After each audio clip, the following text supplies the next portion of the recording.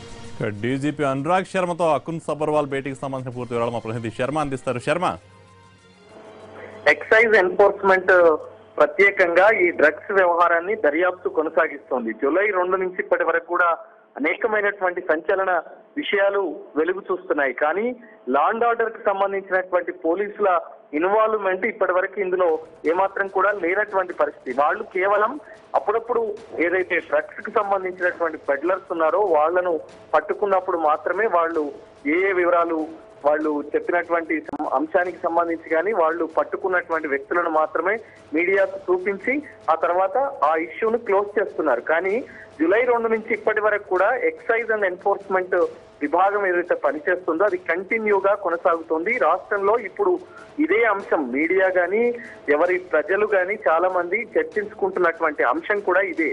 అయితే ఇది కూడా సినిమా ఇండస్ట్రీకి సంబంధించినటువంటి వ్యవహారం కావడంతో చాలా హాట్ టాపిక్ గా మారినటువంటి పరిస్థితి. అలాగే కెల్విన్ ముఠాకు సంబంధించి పెద్ద ఎత్తున సంబంధాలు ఉన్నాయి, అంతర్జాతీయ ముఠాలతో సంబంధాలు ఉన్నాయనేటువంటి కోణంలో కూడా జరుగుతోంది. కాబట్టి అకున్ సబర్వాల్ కు వారం రోజుల క్రితమే బెదిరింపు కాల్స్ రావడం కూడా తీవ్రమైనటువంటి అంశంగానే పరిగణిస్తున్నారు. దీనికి సంబంధించి డీజీపీ అనురాగ్ శర్మ కూడా రియాక్ట్ అయ్యారు. అవసరమైతే అతనికి భద్రత పెంచుతాం, అతనికి వచ్చినటువంటి కాల్స్ ఆధారంగా కూడా దర్యాప్తు కొనసాగిస్తామనేటువంటి విషయం చెప్పారు. అలాగే కొంత ఎక్సైజ్ ఎన్ఫోర్స్మెంట్ కి లా అండ్ ఆర్డర్ పోలీసులకు మధ్య ఈ డ్రగ్ వ్యవహారంలో కొంత గ్యాప్ వచ్చిందనేటువంటి ప్రచారం జరిగింది. దాన్ని నివృత్తి చేసేందుకే ఇవాళ ప్రెస్ మీట్ నిర్వహించిన తర్వాత నేరుగా అకున్ సబర్వాల్ డీజీపీ కార్యాలయానికి వెళ్లారు, డీజీపీతో కలిశారు.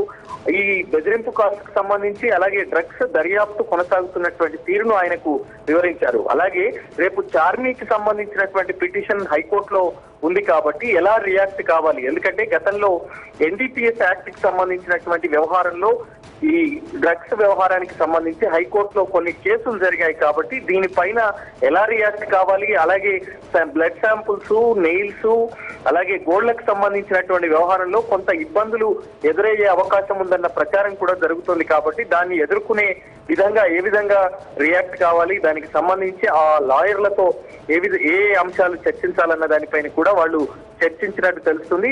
మరి ఇవన్నీ కూడా ఉన్న సందర్భంలోనే డీజీపీతో 10 నిమిషాల పాటు అకున్ సబర్వాల్ సమావేశమయ్యారు. చాలా కీలకమైనటువంటి ప్రాధాన్యత కూడినటువంటి ఈ సమావేశంలో అనేక అంశాలు, ప్రధానంగా డ్రగ్స్ దర్యాప్తు తీరు, అలాగే రేపు జరగబోయేటువంటి చార్మీ కేసు విచారణకు సంబంధించి అకున్ సబర్వాల్ కు వచ్చినటువంటి బెదిరింపు కాల్స్ కు సంబంధించి ఇవన్నీ అంశాలకు సంబంధించి వాళ్ళ మధ్య చర్చ జరిగింది అనేటువంటి విషయం బయటకు వచ్చింది. అయితే శర్మ, ఈ డ్రగ్స్ దర్యాప్తు విషయంలో వచ్చే ఆరోపణలు కానీ దాని మీద ఏమైనా చర్చకు వచ్చిందంటారా? ఎలాంటి చర్చ నడిచిందంటారు? అంటే ఇప్పటి వరకు ఉన్నటువంటి సమాచారం ప్రకారం 3 అంశాలకు సంబంధించి మాత్రమే వివరాలు బయటికి వచ్చాయి. అయితే 3 రోజుల నుంచి కూడా దర్యాప్తు తీరుపైన అనేకమైనటువంటి విమర్శలు వస్తున్నాయి. మొదట పూరి జగన్నాథ్, 2వ రోజు శ్యామ్ కే నాయుడు, 3వ రోజున సుబ్బరాజు, 4వ రోజున తరుణ్, ఇవాళ నవదీప్ విచారణ కొనసాగుతోంది. అయితే కేవలం సినిమా ఇండస్ట్రీని టార్గెట్ చేసి మాత్రమే ఈ దర్యాప్తు నడుస్తోంది. దీన్ని ఒక ప్రచారం కోసం మాత్రమే ఎక్సైజ్ అండ్ ఎన్ఫోర్స్మెంట్ విభాగం ఆర్భాటం చేస్తుంది అనేటువంటి విమర్శలు వచ్చాయి. 2 రోజుల క్రితం రామ్ గోపాల్ వర్మ కూడా దీనిపైన ట్వీట్ చేశారు. ఆ తర్వాత ఆయన కామెంట్స్ కూడా చేశారు. కానీ ఇప్పుడు మరి ఎన్ఫోర్స్మెంట్ డైరెక్టర్ అకున్ సబర్వాల్ డీజీని కలవడం చాలా ప్రాధాన్యత సంతరించుకుంది. మరి ఎన్ఫోర్స్మెంట్ డైరెక్టరేట్ కు మరి డీజీపీ ఇతర అధికారులందరూ కూడా సపోర్ట్ చేసే దిశగానే ముందుకు వెళ్తున్నట్టు తెలుస్తోంది. అంతకుముందు ముఖ్యమంత్రితో కూడా డీజీపీ సమావేశమయ్యారు. జరుగుతున్నటువంటి పరిణామాలన్నింటినీ కూడా ఆయనకు వివరించినటువంటి పరిస్థితి.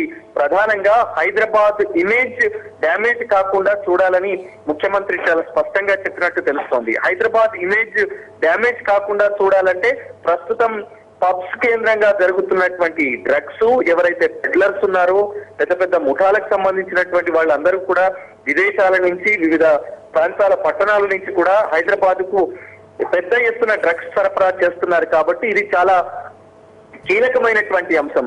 ఈ డ్రగ్స్ వ్యవహారం వల్లే హైదరాబాద్ ఇమేజ్ డ్యామేజ్ అవుతుంది. కాబట్టి మొదలు డ్రగ్స్ ను పూర్తిగా నిర్మూలన చేసే దిశగా అధికారులు వ్యవహరించాలని కూడా ఆయన స్పష్టం చేసినట్టు తెలుస్తోంది. మరి ఆ అంశానికి సంబంధించి ముఖ్యమంత్రితో జరిపినటువంటి సమావేశ వివరాలకు సంబంధించి కూడా ఈ చర్చలో వచ్చినట్టు తెలుస్తోంది. మరి రేపటి నుంచి ఇప్పటికైతే ఎక్సైజ్ అండ్ ఎన్ఫోర్స్ విభాగం మాత్రమే ఈ అంశానికి సంబంధించి విచారణ జరుపుతోంది. కాబట్టి మరి పబ్స్ కు సంబంధించినటువంటి వ్యవహారంలో ఇప్పటికే ఒక పబ్ లైసెన్స్ ను సస్పెండ్ చేశారు. మరి మిగతా పబ్బులలో ఎక్కడెక్కడ డ్రగ్స్ సరఫరా జరుగుతోంది, ఇవన్నీ అంశాలతో పాటు మరి నైజీరియన్ల విషయంలో కూడా రేపటి నుంచి పోలీసులు వ్యవహరించేటువంటి అవకాశం ఉంది. అక్రమంగా నైజీరియన్లు ఇక్కడ తలదాచుకుంటున్నటువంటి పరిస్థితి, వారి వల్లనే హైదరాబాద్ లో పెద్ద ఎత్తున డ్రగ్స్ కు సంబంధించినటువంటి విక్రయాలు జరుగుతున్నట్టు తెలుస్తోంది. మరి ఇవన్నీ అంశాలకు సంబంధించి ఆ చర్చలో వచ్చినట్టు తెలుస్తోంది. కాబట్టి రేపటి నుంచి ఈ దర్యాప్తు ఒక ఎక్సైజ్ అండ్ ఎన్ఫోర్స్ విభాగమే కాదు, లా అండ్ ఆర్డర్ పోలీసులు కూడా దీనిపైన ముందుకు వెళ్లే అవకాశాలు అయితే మనకు కనిపిస్తున్నాయి. అయితే శర్మ, సినిమా రంగం వాళ్ళే కాదు మిగిలిన వాళ్ళు కూడా విచారణలో ఉన్నారని అకున్ సబర్వాల్ చెప్పడం జరిగింది. కానీ కేవలం సినిమా రంగానికి చెందిన పేర్లే మనకు బయటకు రావడం జరిగింది. దీనికి సంబంధించిన ఏమైనా చర్చ వచ్చిందా? అంటే ఈ జూలై 2వ తేదీన ఈ వ్యవహారం కెల్విన్ ముఠా పట్టుబడిన తర్వాత ఈ వ్యవహారం బయటికి వచ్చింది. అయితే ముందుగా చిన్న పిల్లలు, అది స్కూల్ కు సంబంధించినటువంటి పిల్లలు కెల్విన్ ముఠాతో నేరుగా సంబంధాలు పెట్టుకొని వాట్సాప్ గ్రూపుల ద్వారా వాళ్ళు ఆ డ్రగ్స్ తీసుకున్నటువంటి విషయం మొదట బయటపడింది. అయితే సినిమా ఇండస్ట్రీకి సంబంధించినటువంటి ఒక నిర్మాత ఇందులో ఉన్నాడు అనేటువంటి విషయం ఆ రోజే ఆయన చెప్పారు. కానీ ముందుగా సినిమా ఇండస్ట్రీకి సంబంధించినటువంటి వ్యవహారాన్ని బయట పెడితే మీడియా పూర్తిగా అటు అట్రాక్ట్ చేస్తుంది. అలాగే మరి ఈ దర్యాప్తు తీరు కూడా వేరుగా వెళ్లేటువంటి అవకాశం ఉందన్న ఇదితోనే ఆయన దీన్ని తర్వాత పార్ట్ గా తీసుకున్నారు. దీంట్లో సాఫ్ట్వేర్ రంగం, అలాగే విద్యారంగం, ప్రస్తుతం సినిమా ఇండస్ట్రీకి సంబంధించి ఈ 3 విభాగాల్లో చాలా పెద్ద ఎత్తున డ్రగ్స్ సరఫరా జరుగుతోంది అనేటువంటి విషయం వచ్చింది. కాబట్టి మరి ముందైతే కొన్ని స్కూళ్లకు సంబంధించినటువంటి పిల్లలు ఉన్నారు, కానీ చిన్న పిల్లలు, వాళ్ళు మైనర్లు, మరి వాళ్ళ విషయాలు బయట పెట్టేటువంటి అవకాశం ఉండదు. వాళ్ళ తల్లిదండ్రులను పిలిచి కౌన్సిలింగ్ అయితే ఇచ్చారు. అలాగే స్కూల్ యాజమాన్యాలకు కూడా అడ్వైజరీ నోటీసులు ఇచ్చి వాళ్ళను కూడా అవేర్నెస్ చేసినటువంటి పరిస్థితి. అలాగే